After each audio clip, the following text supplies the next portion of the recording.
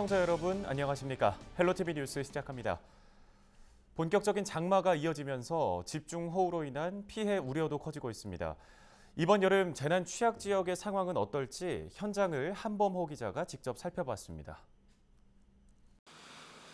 지난 2012년 여름 홍수로 태안군 소원면에 있는 한 마을 전체가 물에 잠겼습니다.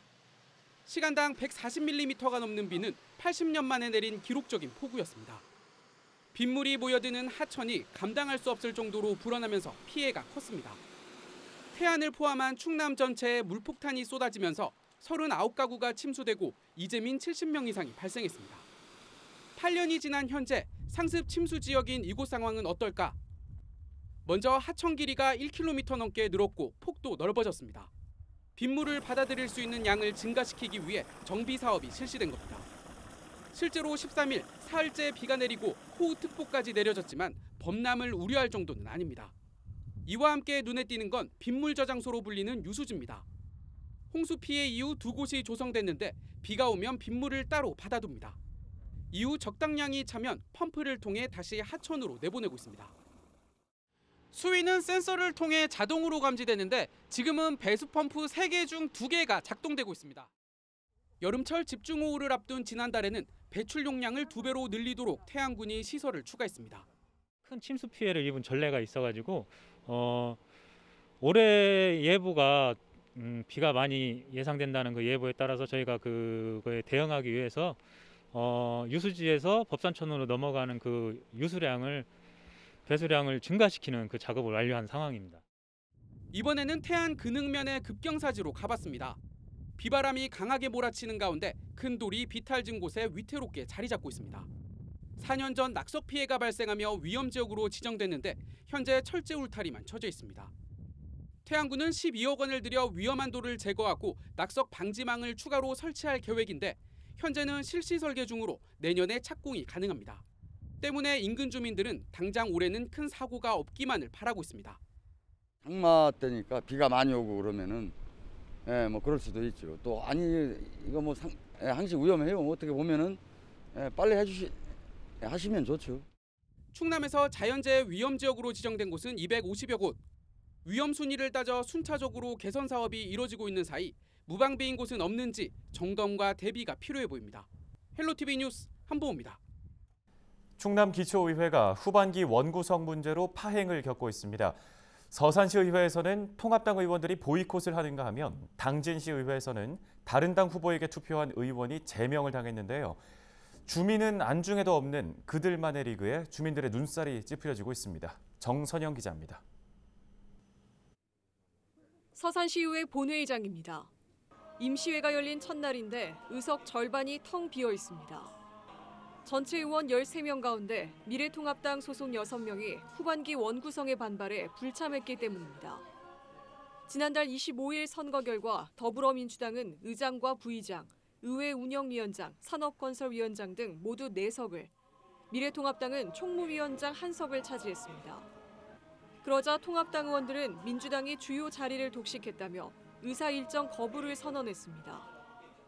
당진시의회도 원구성을 놓고 진통을 겪고 있습니다. 민주당 충남도당은 전재수 의원을 제명했습니다.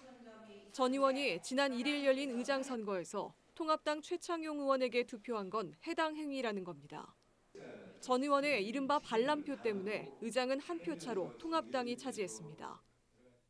예산군 의회도 상임위원장을 놓고 삭바 싸움이 치열합니다. 지난달 29일 의장단 선출 직후 민주당 의원 5명이 투표장을 나가면서 상임위원장 선거가 결국 미뤄졌습니다. 이처럼 충남 기초의회 곳곳에서 잡음이 끊이지 않자 비판의 목소리가 높습니다.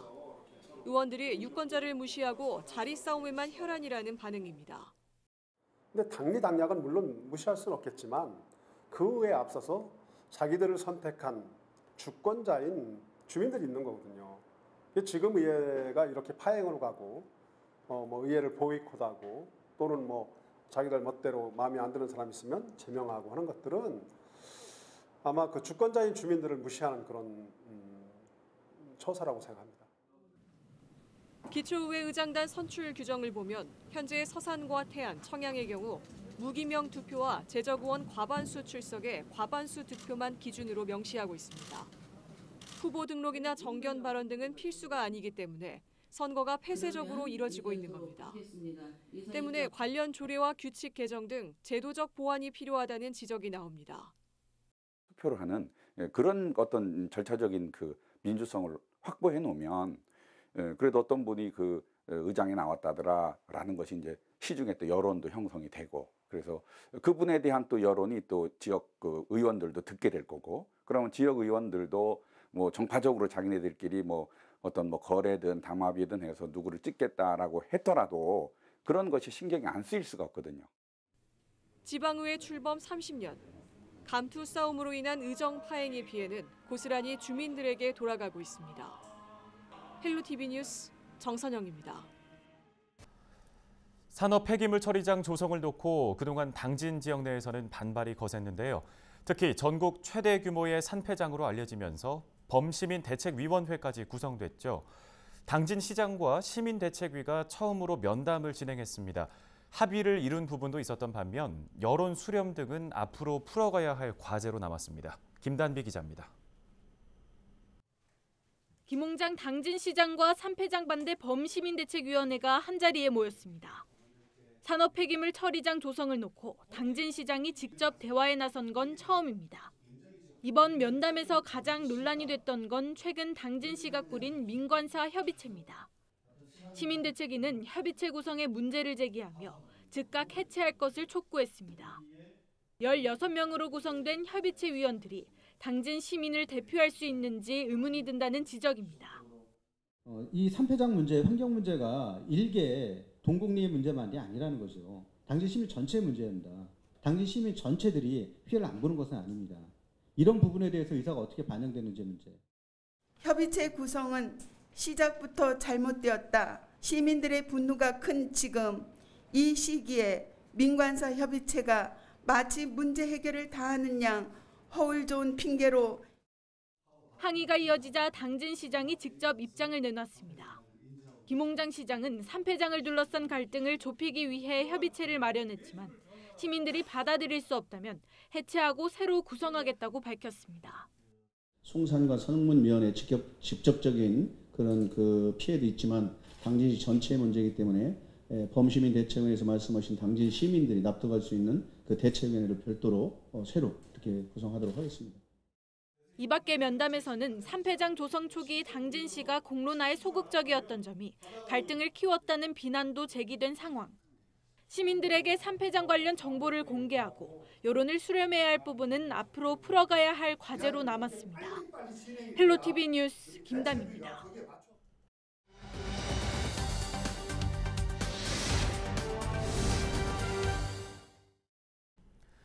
홍성에 있는 자전거 도로가 빗물이 고이고 울퉁불퉁해 부실하다는 지적이 나오고 있습니다. 주민의 안전까지 위협하고 있다는 자전거 도로, 한보모 기자가 취재했습니다. 지난해 말 준공된 홍성 광천의 자전거 도로. 자전거 동호회원들과 함께 어떤 문제가 있는지 살펴봤습니다. 먼저 곳곳에 생긴 물웅덩이가 눈에 띕니다. 최근 내린 장맛비가 그대로 고여 있는 겁니다. 배수 시설이 엉뚱한 곳에 위치한 탓입니다. 이를 피해가려면 차도를 침범할 수밖에 없습니다. 자전거 도로에 그 배수가 잘 안 돼가지고 물이 차 있어가지고 자전거 도로를 이용 못하고 도로를 이용하는 빈도가 아주 많습니다. 그래서 위험도가 상당히 높아요. 또 다른 위험 요소는 도로폭. 갑자기 좁아지는 구간이 나오는 건데 자전거 2대가 나란히 가면 충돌 가능성이 높습니다. 오르막과 내리막도 수시로 등장합니다. 자전거를 즐겨 타는 동호회원들도 걸어가야 할 정도의 급경사도 있습니다. 노인이나 초보자의 경우 자칫 사고로 이어질 수 있다고 말합니다. 갑작스레 좁아지는 구간이 좀 종종 있어가지고 위험도가 많이 발생을 하고 높낮이가 또 판판칠한해가지고 너무 울퉁불퉁해가지고 자전거 동호인으로서 불편한 점이 운행을 해보니까 많이 발생을 합니다. 시설물도 허술합니다. 자동차 진입을 막기 위해 설치한 볼라드. 손으로만 돌려도 나사가 풀립니다. 부딪힐 경우 자전거와 엉켜 크게 다칠 수 있다는 우려가 나옵니다. 또 다른 구간에는 바닥에 박혀 있어야 할 볼라드가 아예 뽑혀 바로 옆 풀숲에 버려져 있습니다. 동호회원들은 안전을 위해 설치된 시설물이 오히려 안전을 위협하고 있다고 말합니다. 블라드가 있어서 안전을 해야 하는데 지금 현 상황으로 봤을 때는 상당히 안전에 위협을 주고 있고 총체적으로 문제가 있는 것 같습니다. 가드레일도 지금 몇 가지 제가 보니까 흔들리는 게 많고. 이런 가운데 자전거 도로가 홍성 원도심까지 이어져야 한다는 주장도 나옵니다. 홍성읍까지 연결돼야 하는데 도로가 중간에 뚝 끊겨 이용하는 주민이 거의 없다는 겁니다. 홍성과 광천 약 10km 구간이 거점으로 자전거 도로가 개설되어야 하는데 7.3km만 개설해서 준공 후에 이용객은 전무한 실정입니다.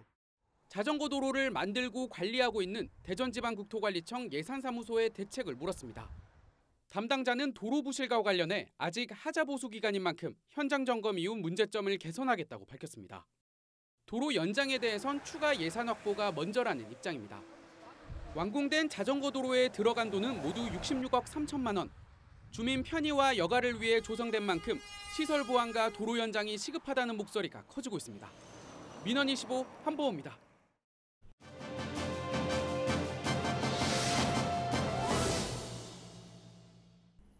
지난 3월 롯데케미칼 서산 대산공장에서 폭발 사고가 발생한 지 4달이 지났습니다. 피해를 입은 상가 일부는 보상 협의가 이루어지지 않아 복구도 더딘 상황입니다. 현장 점검 360도에서 정선영 기자가 둘러봤습니다.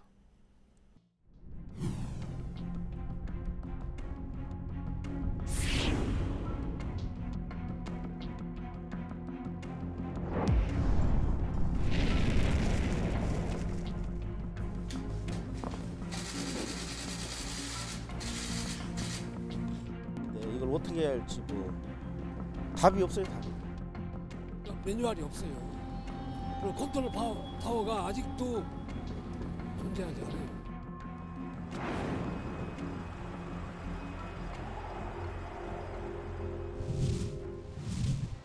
롯데케미칼 공장 인근에 있는 상가입니다. 공구와 자재를 팔던 곳인데 당시 폭발 사고로 쑥대밭이 되면서 건물을 아예 다시 짓고 있습니다. 간판이 뜯겨나가고 유리창이 산산조각 났던 식당 건물도 구조물만 간신히 남기고 외벽을 새로 설치했습니다. 당시 사고 여파로 이 식당은 현재 보수공사 중인데요. 3개월 넘게 장사를 못하고 있는 상황입니다. 영업을 재개한 상가들도 피해 복구까지 한 달 넘게 걸렸습니다. 임대료를 내고 있는 상인들은 피해 보상 협의가 잘 되지 않아 우선 자부담으로 수리하고 장사를 시작했습니다. 세입자의 경우 건물주와 달리 영업 중단 기간 매출 손실과 사고 트라우마 등 추가 보상이 필요하다는 입장입니다. 상인들은 롯데케미칼이 시간이 지나면서 무관심하고 보상 협의도 소극적이라며 분통을 터뜨립니다. 내부의 기물 같은 거 이런 것만 제가 다 제 자부담으로 대출을 받아서 해준다고 해서 다 마음 편케 그냥 기다렸죠. 근데 지금 3, 4개월이 지나고 아무런 제대로 된 보상을 해준다는 건 한 개도 없어요. 와보지도 않아요. 그리고 손해사정단만 내보내가지고 이거는 비싸니 물건 이거는 강도 몇 년도 거니 이게 말이 되냐고요.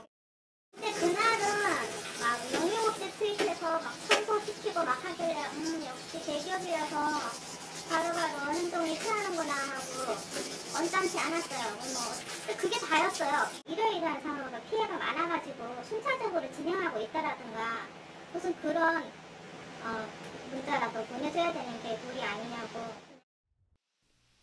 롯데케미칼은 주민 2,300여 명에게 인명피해를 접수했고 이 가운데 병원 진료 기록이 있는 1,800명에 대해 보상금을 지급했다고 밝혔습니다. 나머지 증거가 부족한 500명에 대해선 보상을 하지 않기로 했습니다. 인근 상가와 마을 건물 피해 600여 건 중 합의가 안 된 일부는 소송을 진행 중이라고 설명했습니다. 때문에 지역사회에선 화학사고에 대한 피해 정의와 보상 기준을 명확하게 마련해야 한다는 지적이 나오고 있습니다. 건물주가 직접 영업하는 경우에는 회사하고 원만하게 합의가 잘 이루어졌는데 이제 세입자들, 새해 들어서 영업하시는 분들은 영업 보상이라든가 아니면 그날 놀랍고 또 트라우마가 생겼잖아요. 이런 부분에 대한 위로금 이런 것들에 대한 구체적인 접근을 안 했어요. 이런 부분에 대해서 좀 아쉬운 점이 있고요. 롯데케미칼 폭발 사고가 발생한 지 3개월. 아직 상처가 아물지 않은 현장에선 피해 주민들의 고통이 깊어지고 있습니다. 헬로티비 뉴스 정선영입니다. 일요일에는 대부분의 병원이 문을 닫죠. 아이가 있는 가정은 주말에 아이가 아프기라도 하면 어디로 가야 할지 몰라 애태우는 경우 종종 있으실 텐데요. 주말에도 진료를 받을 수 있도록 당진시가 충남 최초로 소아청소년과 의원 당직 제도를 도입했습니다. 김단비 기자가 취재했습니다. 당진시에 위치한 소아청소년과 병의원은 모두 8곳입니다. 대부분은 토요일까지 문을 열지만 일요일이나 공휴일에 진료를 보는 곳은 극히 드뭅니다. 이마저도 오전에만 진료가 가능한 상황. 아이가 갑자기 아프면 응급실로 가야 하는데 당진에는 응급 의료 시스템을 갖춘 병원이 한 곳밖에 없습니다. 이런 소아 환자들의 의료 공백을 최소화하기 위해 당진시와 관내 소아과 의원이 손을 잡았습니다.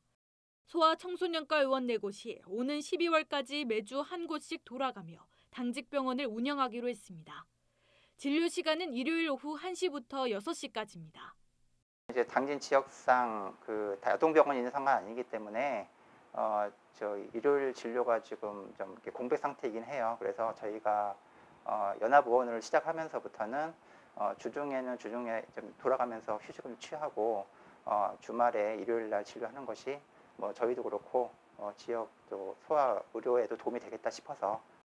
충남에서 소아청소년과 의원 당직 제도가 운영되는 건 당진이 처음입니다. 시는 지난해 2달 동안 시범 운영을 했는데 300여 건의 응급진료를 제공했다며 올해는 기간을 더 확대하기로 했습니다. 또 당직 제도를 운영하는 병의원에게는 인건비를 포함해 총 2천만 원의 보조금을 지원하고 성과 등을 분석해 지속 여부를 결정할 계획입니다. 조금만 아파도 인근 시군의 의료기관을 찾아가는 불편함과 아니면 응급실 진료를 해야 되는 어려움이 있었습니다. 올해 운영된 결과를 토대로 해서 내년에도 더 좋은 사업이 되도록 반영할 계획입니다. 도시나 수도권에 비해 의료 기반이 부족해 고민이었던 당진시. 소아청소년과 당직 제도가 휴일 의료 공백 해소에 도움이 될 것으로 기대를 모으고 있습니다. 헬로티비 뉴스 김담입니다. 충남 지역화폐 발행액이 4천억 원 가까이 집계되면서 올해 발행 목표를 6개월 앞당겨 달성했습니다. 충남 15개 시군이 지난달 말까지 발행한 지역화폐는 3,700억 원으로 이는 올해 목표액보다 400억 원 많은 규모입니다. 시군별로는 천안이 555억 원으로 가장 많고 서산과 아산, 부여가 뒤를 이었습니다. 충남도는 지역화폐 구입 시 할인 혜택 등으로 인기가 높아지고 있는 것으로 보고 앞으로 특별 할인과 통합관리 시스템 도입 등 다양한 활성화 방안을 추진할 계획입니다. 3,200명에 이르는 충남과 세종 지역의 노선버스 기사의 올해 임금이 동결됐습니다. 충남버스운송사업조합과 노조 측은 코로나19로 인한 운송 수입 급감으로 어려움을 겪는 노선버스 업체를 살리기 위해 버스기사의 임금을 동결하기로 합의했다고 밝혔는데요. 충남, 세종 지역을 운행하는 21개 버스 회사로 구성된 충남버스운송사업조합과 노조는 최근 4번에 걸쳐 임금 교섭을 벌였습니다. 충남 공공산후조리원이 홍성의료원에 들어서게 됐습니다. 충남도는 공공산후조리원 설립 공모 결과 홍성의료원을 다시 활용하는 방안을 채택했습니다. 홍성의료원 산후조리원은 지난 2016년 신생아 감염병 발생과 간호 인력 부족으로 4년 동안 문을 닫았습니다. 이번 공모 선정에 따라 충남도와 홍성군은 산후조리원 설립과 운영에 관한 조례를 제정한 뒤 내년 초 착공에 들어갈 계획입니다. 서산시와 태안군 해안으로 둘러싸인 가로림만에 국가해양정원 조성을 촉구하는 결의대회가 열렸습니다. 충남도는 15일 서산에서 도지사와 시장, 군수 등 150여 명이 참석한 가운데 가로림만 국가해양정원 결의대회를 열고 생태자원의 중요성과 해양정원 필요성 등을 강조했습니다. 오늘 저희가 준비한 소식은 여기까지입니다. 헬로티비 뉴스는 언제나 지역 주민 여러분 곁에 있겠습니다. 함께해 주신 여러분 고맙습니다.